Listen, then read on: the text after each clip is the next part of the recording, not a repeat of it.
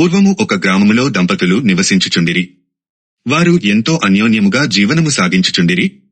ఇందువల్లోగాని ఆ దంపతులకు చాలా కాలము వరకు సంతానము కలుగలేదు. కన్న బిడ్డలు నట్టింట తిరుగుచుండగా తమ గృహము కళకళలాడవలని వారు ఆశించుచుండిరి. సంతాన ప్రాప్తికై వారు ఎన్నియో పూజలు నోములు నిర్వహించిరి. పూజా ఫల విశేషముగా కొంతకాలమునకు గృహస్థు భార్య గర్భవతి అయ్యెను. నెలలు నిండగనే ఆమెకు పండంటి మగ కవల పిల్లలు జన్మించిరి. అందులకు దంపతులు ఎంతగానో ఆనందించసాగిరి. జంతువుల మనోభావములను పసి పిల్లల భావములను తెలుసుకొనగల జ్ఞానమును భర్త కలిగి ఉండెను.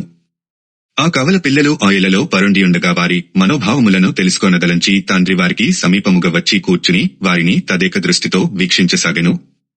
అందులో మొదటి పిల్లవాడు మనస్సులో ఈ విధముగా అనుకొనుచుండెను, పూర్వజన్మమున నాకు ఈ ఇంటి యజమాని 2 రూపాయలు బాకీ తీర్చవలసియున్నది. ఆ రుణము తీరిన వెంటనే నాకు ఇక్కడి నుండి విముక్తి లభించును.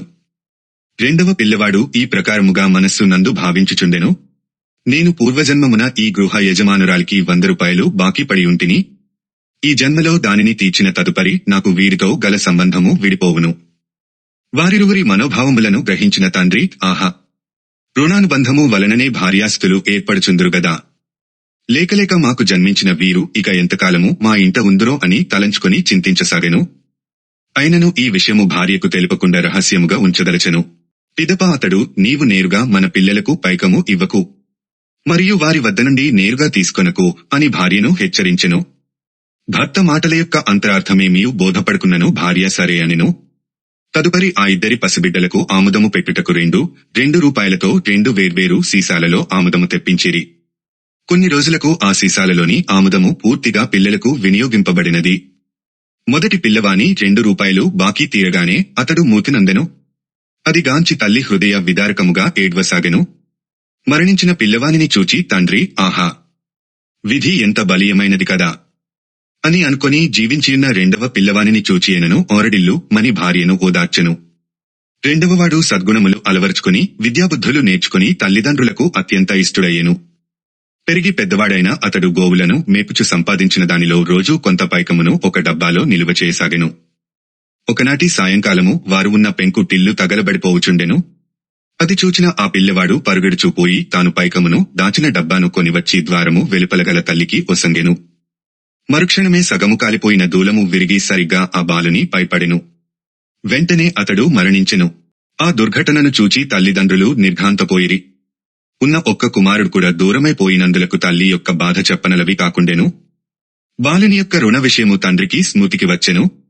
ఆ డబ్బాలోని పైకము లెక్కచుడగా ఖచ్చితముగా అందురు 100 ఉండెను. ఆనాడు తాను గ్రహించిన సంగతులను భార్యకు తెలియజేసి, రుణానుబంధము వలననే బంధువులు, మిత్రులు, పుత్రులు మొదలగు వారితో కలయిక ఏర్పడును, మరియు ఆ రుణములు తీరగనే ఎవరిదారి వారు వెడలెదరు అని చెప్పి భర్త ఆమెను సముదాయించెను. కలిసియున్న కొద్ది రోజులలో వారిపై మమకారము పెంచుకొనుట అవివేకమగును. రుణానుబంధము తీరిపోయిన పిమ్మట లోకములో ఏదియే నను మనచెంతనుండదు. కనుక మన ధర్మమును మనము సక్రమముగా నెరవేర్చుచు దైవేచ్ఛపై ఆధారపడి ఉండవలెనని ఆ దంపతులు గ్రహించిరి. శేషజీవితమును ధర్మాచరణయందు దైవకార్య నిర్వహణమునందు గడిపివారు తమ జన్మలను సార్థకం చేసుకొనిరి. నీతి రుణానుబంధము వలన కర్మబంధము వలన లోకములో మనుజునకు భార్యాపుత్ర బంధుమిత్రాదులు ఏర్పడుచుందురు. సమయము ఆసన్నమైనప్పుడు ఎవరి మార్గమున వారు వెడలిపోవుదురు. కనుక జనులు బంధ్వాదులపై అనురాగమమకారాలను పెంచుకొనరాదు. శరీరము శాశ్వతము కాదని అది ఏనాటకైనను నశించిపోవును అను సత్యమును గుర్తెరిగి మనుజుడు ధర్మ ప్రవర్తన కలవాడే భగవంతుని ఎడల అకుంఠిత విశ్వాసము, భక్తిని పెంపొందించుకొని కృతకృత్యుడు కావలెను. సర్వం శ్రీకృష్ణార్పణమస్తు. లోకా సమస్తా సుఖినో భవంతు.